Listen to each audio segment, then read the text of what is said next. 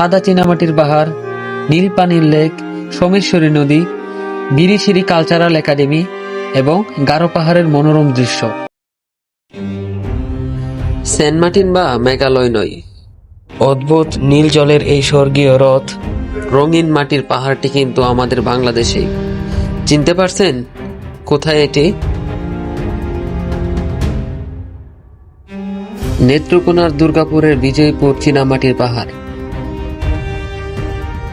মেঘালয়ের পাহাড়ের কোলে শ্বেত, শুভ্র আর রঙিন মাটির এই টিলাগুলো প্রকৃতিপ্রেমীদের মন কেড়ে নেয়।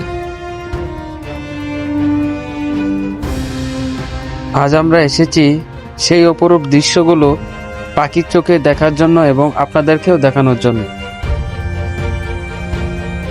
তো আমাদের সাথে থেকে পুরো ভিডিওটি এনজয় করবেন।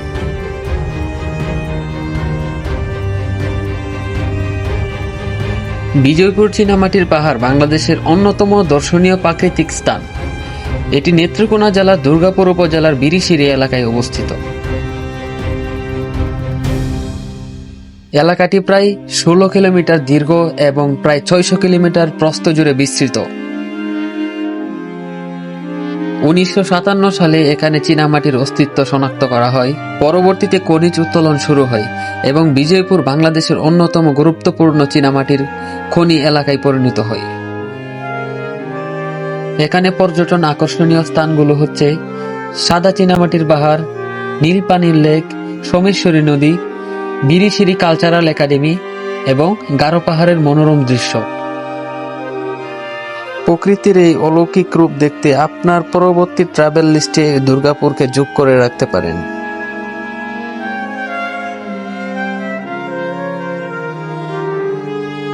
সো আজকের ভিডিও এই পর্যন্তই। ভিডিওটি কেমন লেগেছে আপনাদের কাছে অবশ্যই কমেন্ট করে জানাবেন। সবাই ভালো থাকবেন, সুস্থ থাকবেন। আল্লাহ হাফেজ।